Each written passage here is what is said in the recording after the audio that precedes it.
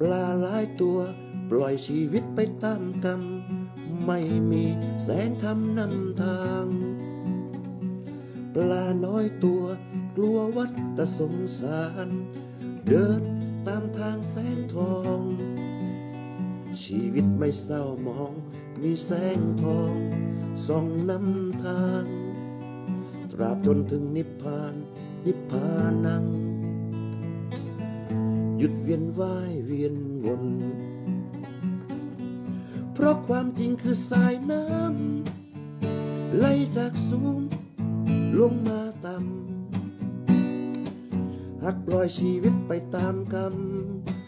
ขอยืนยันยังต้องเวียนว่ายเวียนวน